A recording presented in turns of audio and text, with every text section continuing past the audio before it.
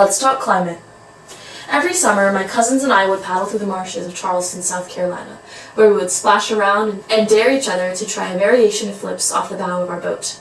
Then, one summer, after experiencing a streak of hotter days than we were used to, we were boating through the marsh, tracking the paths we always went down. Suddenly, we were halted when we noticed the path we usually took was nearly dried up, with just a little water sitting at the bottom of the marsh. The path was filled with sticky, thick marsh sediment and stranded crabs that seemed unsure of where to go. It kind of looked like a bowl of cereal with just a little milk left and one or two soggy flakes stuck to the edges. It wasn't even low tide time yet.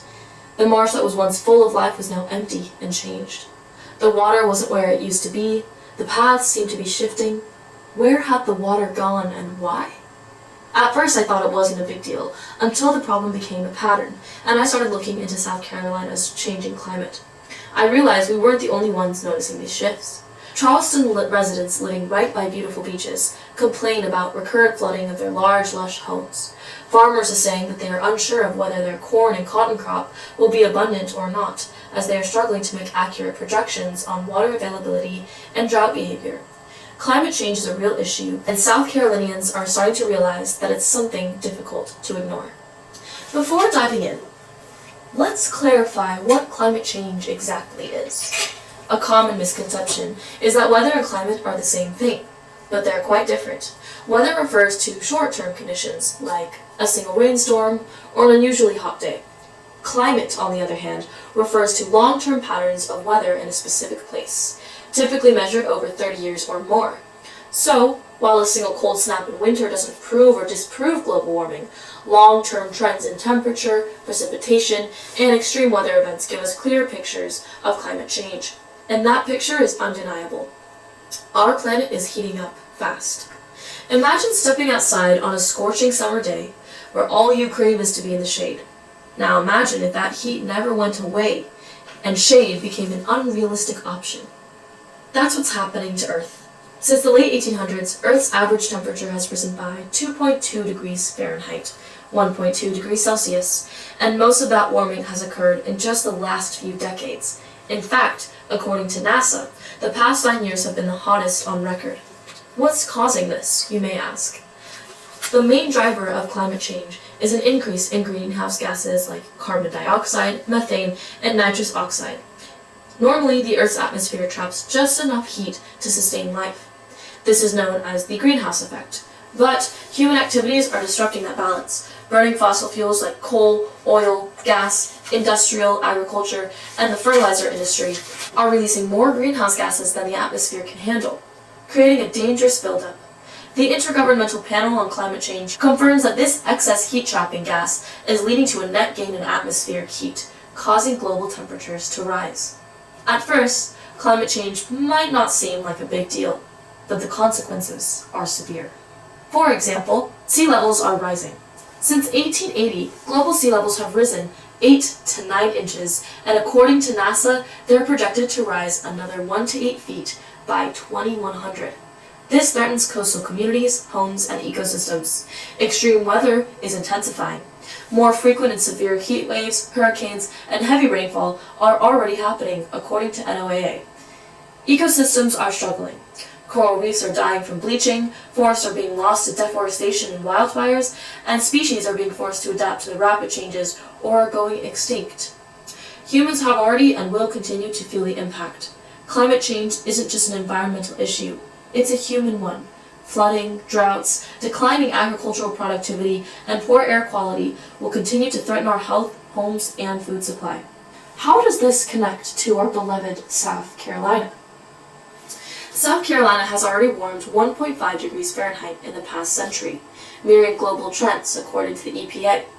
Rising sea levels and stronger storms are hitting the state harder, making hurricanes, flooding, and extreme heat worse than ever. The bottom line? Climate change isn't just a distant problem. It's here, it's now, it's affecting the places we know and love, including South Carolina. Here's what climate change is looking for South Carolina specifically. Since the early 20th century, temperatures have risen about 1.5 degrees Fahrenheit, a slower rate than inland areas of the US, but still significant. However, under high greenhouse gas emission scenarios, this trend is expected to accelerate. According to the EPA and the SC Office of Resilience, South Carolina is already experiencing fewer cooler days and more extreme heat days, with projections showing 30 to 60 days per year that will be over 95 degrees Fahrenheit by 2100. These warmer conditions will fuel extreme weather events. Hurricanes will become more frequent and intense, with a projected 20% increase in rainfall and stronger Category 4 to 5 storms by the end of the century. There will be more tornado-producing thunderstorms, especially winter and spring. From 2000 to 2019, South Carolina averaged 23 tornadoes per year, according to the EPA. South Carolina's coastline is experiencing sea level rise at nearly double the global average, about 1.5 inches per decade. Projections estimate a 4-foot rise by 2100, which will be exacerbated by land sinking. This means more tidal floods, coastal erosion, and habitat loss for wetlands, which are struggling to keep pace with rising waters. Furthermore, the marshlands. South Carolina's salt marshes are rich, unique ecosystems that are biodiversity hotspots, home to clams, mussels, oysters, fish, egrets, and wood storks. They act as nurseries for marine life and provide crucial storm buffers. But as seas rise, these wetlands are being swallowed by open water, endangering the species that depend on them. Not only are the marshes at risk, but so are the forests of South Carolina. South Carolina's forests are home to beautiful trees like loblolly pines, oaks, gums, cypress, and white pines. White pine and oak may thrive as they are more resilient to temperature change. However, loblolly pines could become rare. Warmer temperatures and shifting rainfall patterns are also increasing insect outbreaks, which has led to tree disease. Extreme precipitation is projected to increase as well. However, the projected temperature increases will increase the intensity of naturally occurring droughts at the same time. Let's visualize these changes. This graph here, supplied by the EPA, examines the two possible futures for South Carolina temperature changes. In a future where emissions are lower, weather change will be less drastic and threatening. In a future where emissions are higher, temperature change will be very drastic and concerning. In both cases, temperature change does increase. However, we should prioritize temperature change. Both South Carolina's hottest days and warmest nights that spike dramatically from the average are becoming more frequently. Over the past few decades, especially since 2000, we've seen a clear rise in days over 95 degrees Fahrenheit and nights where temperatures don't drop below 75 degrees Fahrenheit. These changes can impact health, wildlife, and energy use, and reflect a broader pattern of climate warming across the southeast. South Carolina is also seeing more intense rainstorms than ever before. Over the past few decades, the number of days with 2 inches or more of rain in a single day has gone up noticeably. While these heavy rainfall events used to be rare, they're now happening more often, especially since the 1980s.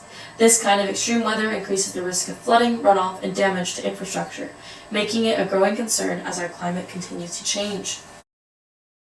This graph shows a pattern of more intense occurring rainstorms than ever before. Over the past few decades, the number of days with 2 inches or more of rain in a single day has gone up noticeably. While these heavy rainfall events used to be rare, they're now happening more often, especially since the 1980s. If you observe this graph in tandem with the last, you can see that the number of days with precipitation of 3 inches has a growing average and recent spikes that are far higher than the average.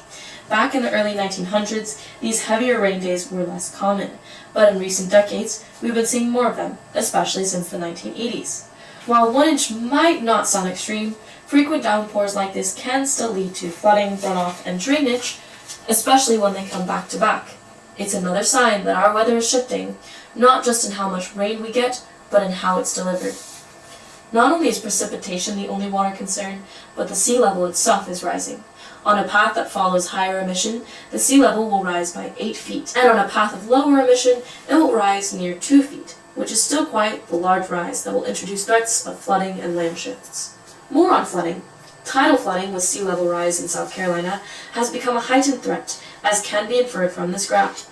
The frequency and intensity of tidal floods have been greatest in 2020 than any year before that. In the upper graph with a blue curve are the projections made on tidal flood behavior after 2020. In either case, whether the tidal floods are intermediate or intermediate low, they are going to increase, showing that global warming is a prevalent and existing threat in South Carolina.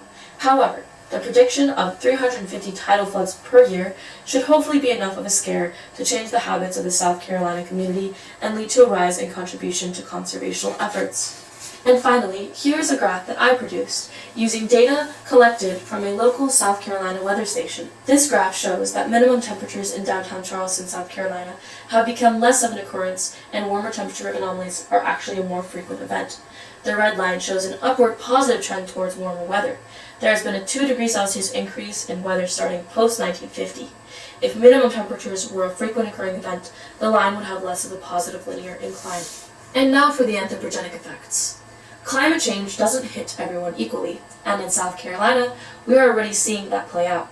Coastal communities are facing regular flooding, not just from storms but from high tides alone. That means rising flood insurance premiums and higher deductibles for storm damage. And it's not just on the coast. Inland flooding is also a threat, damaging homes and disrupting lives far from the beach. Whether or not storms become more intense, coastal homes are threatened with flooding, which will lead to an increase in flood insurance rates, and more storms could increase the deductible for wind damage in homeowner insurance policies.